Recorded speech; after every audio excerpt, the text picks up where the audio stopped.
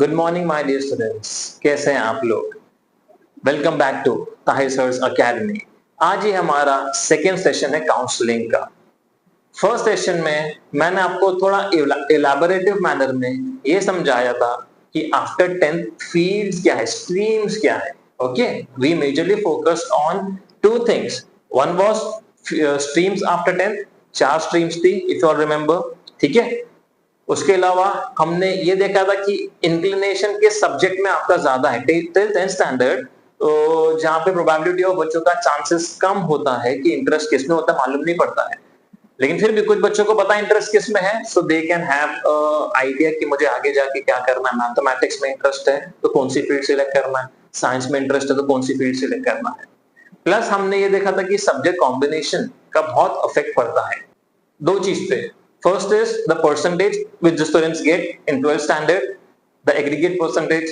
Second thing is कि वो उसका यूज ऑफ सब्जेक्ट का आगे जाके उनको फील्ड में है या नहीं है। So these are two important things related to subject combination. आज हम ऐसे कुछ इंपॉर्टेंट पॉइंट्स के बारे में डिस्कस करेंगे जो आपके करियर पाथ में जरूरी है, आपको कंसिडर करना पड़ेगा वो चीज। ठीक है, सो among two points which we already covered, the first one was interest and second one was subject combination.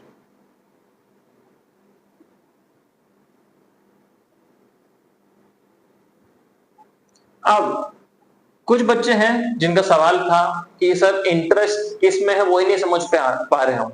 Like they are overall good in almost all the subjects till 10, तो अभी इंटरेस्ट किस में है ये कैसे मालूम पड़ेगा। ठीक है, देखिए, एक होता है पढ़ना, एक होता है पढ़ाई को आगे लेके करियर परस्यू करना। ठीक है, सो which subject you prefer to take it to your career path, ठीक है, that really matters। तो इंटरेस्ट कैसे चेक किया जाए। फॉर एग्जाम्पल कुछ बच्चे हैं जो इंग्लिश में, ठीक है, they have very good vocabulary, they are very good in speaking English, they are very good in speech. Education competitions होते हैं स्कूल्स वगैरह में, ठीक है, स्पीच कॉम्पिटिशन्स होते हैं, डिबेट कॉम्पिटिशन्स होते हैं, स्पेशली डिबेट कॉम्पिटिशन्स। जो डिबेट में अच्छा लेके आता है, he और she is good in debate, तो वो देखिए कि आप अगर ये डिबेट को अपना प्रोफेशन बनाना चाहते हैं, so you can incline that thing also. Like जो डिबेट करता है, तो आज के टाइम पे लॉ उसके लिए बेस्ट फील्ड है। लॉ में लॉयर, ठीक है, जो डिबेट करते हैं, आर्ग्यू करते हैं, लॉजिकल आर्ग्यूमेंट्स करते हैं, उनके लिए ये फील्ड बहुत अच्छी हो सकती है। तो मैं वो चीज की बात कर रहा हूं, समझ में, आपके जो स्किल्स या आपके जो सब्जेक्ट जो आपको करियर पाथ में आपको और इम्प्रोवाइज करेंगे और आपको एक वे दे देंगे। सो इसके लिए क्या करना है, एक टेस्ट आता है जिसको हम लोग सेल्फ असेसमेंट टेस्ट बोलते हैं।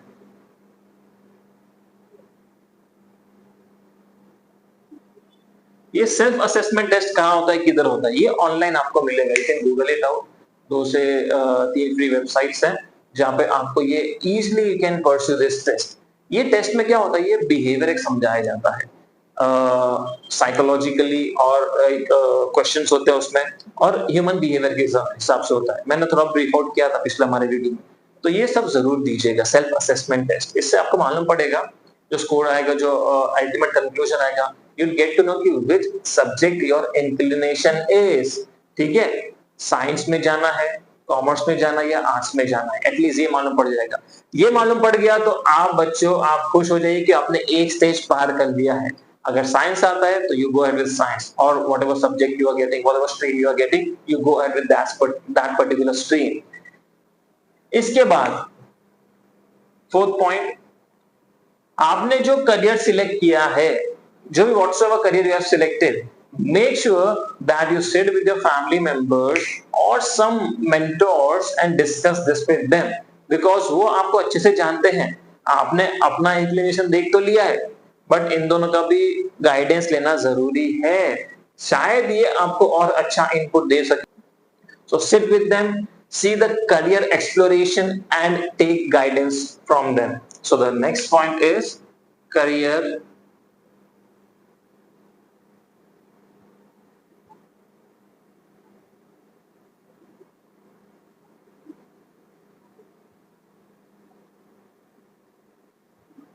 इसमें कुछ इंपॉर्टेंट पॉइंट्स हैं जो मैं आपको बताना चाहता हूं, जैसे see which region you are belonging to and where you stay. वहां पे जो आप करियर परस्यू करने वाले हैं वो करियर का डिमांड है या नहीं है, बहुत मैटर करता है।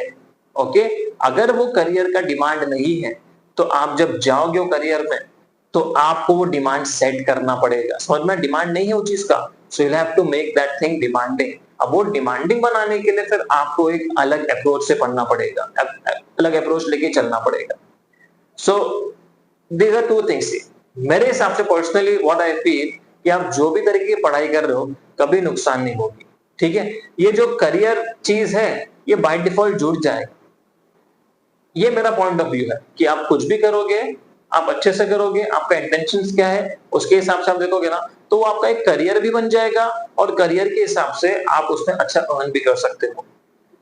कुछ बच्चे होते हैं जो डिमांड देखते हैं, ठीक है, ये भी एक तरीके का करियर पाथ सिलेक्ट करने का तरीका है कि आप वो रीजन में देखो क्या चीज डिमांड में है, वो डिमांड के हिसाब से आप वो करियर परस्यू करो। जैसे आज के टाइम पे अगर जब मैं बात करूं तो टेक्नोलॉजी के टाइम जमाना है जिसमें डेटा साइंस बहुत बूम में चल रहा है, आर्टिफिशियल इंटेलिजेंस बहुत बूम में चल रहा है, एआई और एमएल मशीन लर्निंग। ये क्या होती है चीजें, एंड दिस इज समथिंग जो फ्यूचर कनेक्टेड है इसको। ठीक है, किसी ने सोचा नहीं था, जैसे कंप्यूटर बनाने वाला जो पहला इंसान था वो टाइम पे किसी ने सोचा नहीं था कोई कंप्यूटर बना सकता है, तो वो टाइम पे डिमांड कुछ और चल रहा था, समझ में आया। लेकिन जिसने कंप्यूटर पहले बनाया उसने बाद में डिमांड सेट किया। तो यहाँ पे आप ये भी कर सकते हैं, यू सी कि एक पर्टिकुलर रीजन में चलो डिमांड वाली चीज तो बहुत है और हर डिमांडिंग चीज कैसी है, पूरी की पूरी भरी पड़ी है, पूरी सैचुरेट हो चुकी है। लाइक इफ आई से engineering and medical field the total saturated. Every year there are around 10 lakh students giving exam and government sees there are how many limited 1/10 है, 10,000 सीट्स है बस। तो बाकी सब बच्चे किधर जाएंगे, समझ में आया। तो ये सैचुरेटेड फील्ड्स है, तो कुछ इसमें आप आउट ऑफ द बॉक्स सोच के कर सकते हो ना, तो वो कीजिए। तो जो कंप्यूटर जिसने पहले डिजाइन किया था उसने टेक्नोलॉजी को एक वे दिया, टेक्नोलॉजी को उसने क्या किया, इन शॉर्ट एक पैदा, यू कैन से टेक्नोलॉजी का वहां पे बर्थ हुआ। आज टेक्नोलॉजी वो जिसने कंप्यूटर डिजाइन किया था उसने आगे दूरंदेशी जिसको फोर्स बोलते हैं उसने वो हिसाब से आज देखो क्या मार्केट कैप्चर कर चुका है कि आज हर जगह टेक्नोलॉजी इट्स मैंडेटरी, हर जगह पे हो गया है। तो टेक्निकल फील्ड्स आगे भी जाके वो नहीं होगी, इसमें आपको जो भी कोर्सेज हैं आप वो कर सकते हैं। पढ़ाई के साथ साथ जो आपके स्किल्स बढ़ाएंगे टेक्निकल कोर्सेज की बात जब मैं कर रहा हूं तो। Next important topic is course selection guidance.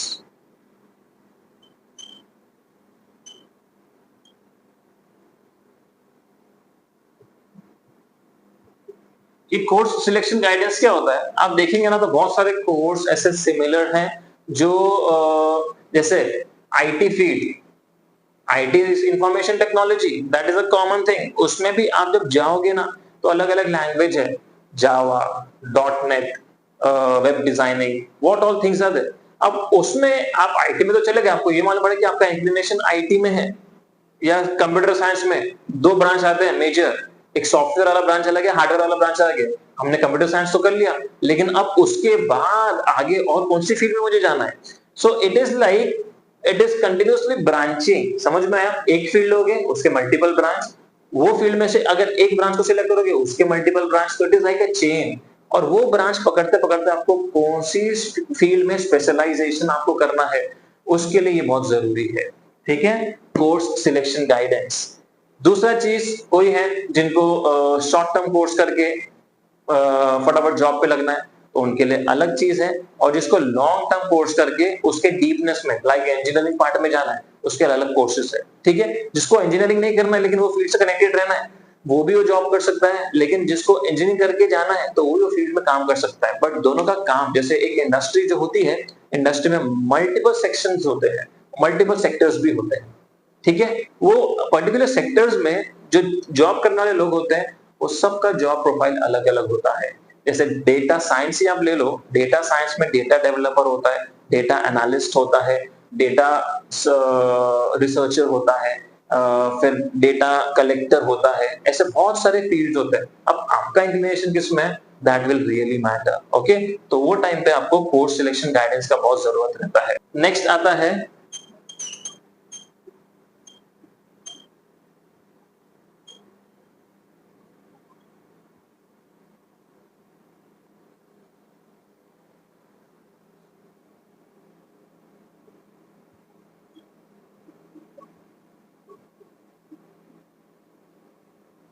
Career development and future plan, कि आगे जाके वो जैसे मैंने बोला जो डिमांडिंग चीज है या डिमांड में नहीं है, डिमांड में आने वाली है, वो आपको कैसे समझ में आएगा कि अगर आपको नॉलेज है वो चीज की, तो you will come to know कि आगे आने वाले कुछ साल बाद, जैसे अभी इलेक्ट्रिक है फॉर एग्जांपल, अभी जो गाड़ियां डिजाइन हो रही है, टू व्हीकल्स डिजाइन हो रही है, most of all electric based हो रही है। द फैक्ट इज कि कुछ साल बाद इंडिया इस कंट्री में बोला जा रहा है कि overall out of 100% vehicles, more than 30% vehicles will run under electric. समझ में आया? मतलब फ्यूल बेस्ड गाड़ियां कम हो जाएंगी 30% और मोर देन दैट, और ये 30% या मोर देन 30% इलेक्ट्रिक बेस्ड गाड़ियां बढ़ जाएंगी।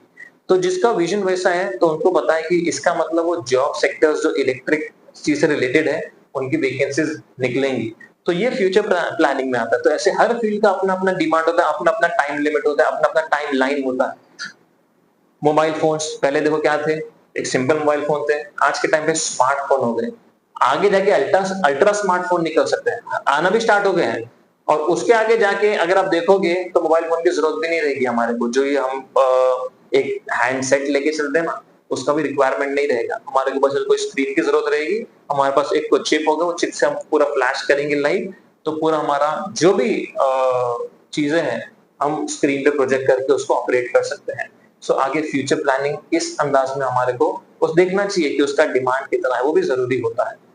Next we have overcoming career confusion,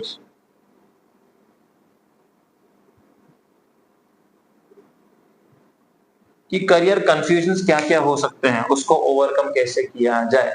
example, ऐसे तैसे करके एक बच्चे ने टेक्निकल फील्ड में एंटर कर लिया और जो भी वो टाइम की स्टडी थी उसने अच्छे से कर लिया, उसके बाद बोलता है कि नहीं मैं अभी पढ़ना नहीं चाहता। One thing keep this in mind, career जिसका होता है, जो भी बनाता है, जो भी वो करियर परस्यू करता है, it is life learning process. आप अगर एजुकेशन के थ्रू करियर पाथवे ढूंढ रहे हो तो education is life learning process, आपको उसको बार बार अपडेट करना पड़ता है। सिंपल, हर 5 साल 10 साल बाद हमारा जो सिलेबस होता है वो अपडेट होता है। तो जो टीचर्स होते पढ़ाने वाले, अगर वो अपने आप को अपडेटेड नहीं रखेंगे, वो वही पुराना सिलेबस के हिसाब से पढ़ाएंगे, पुराने पैटर्न के हिसाब से पढ़ाएंगे, तो धीरे धीरे धीरे उनकी मार्केट में वैल्यू कम होती रहेगी। तो यहाँ पे प्रॉब्लम आता है कि कुछ जो लोग होते हैं जो जॉब करने के लिए वो फील्ड में एंटर तो कर लेते हैं अपने आप को, ये सोच के कि अब मेरा एक अर्निंग चालू हो गई, बस बात खत्म, मुझे और पढ़ना नहीं, सिर्फ पैसे कमाना है। सो उनके लिए जो लाइफ रहती है ना वो ज्यादा, मतलब अर्निंग लाइफ जो रहती है उनकी वो कम स्पैन की रहती है, क्योंकि वो लोग क्या करते हैं अल्टीमेटली ओवरकम नहीं कर पाते करियर को वो टाइम पे आके, क्योंकि उन्होंने वो जैसे ऐप एक है, ऐप कंटिन्यूस अपडेट होते रहता है ना, अगर आप अपने आप को अपडेट नहीं करोगे करियर के केस में तो आप पीछे रहते जाओगे। ठीक है, ठीक है। तो ये कुछ इंपॉर्टेंट पॉइंट्स थे जो मैं आपको बताना चाहूंगा। अब हम लोग थोड़ा सब्जेक्ट पे आते हैं। सब्जेक्ट्स में जैसे कि साइंस कॉमर्स आर्ट फील्ड से रिलेटेड थोड़ा उसमें डीप में जाएंगे। तो पहले सबसे मैं साइंस ले लेता हूँ सबसे पहले।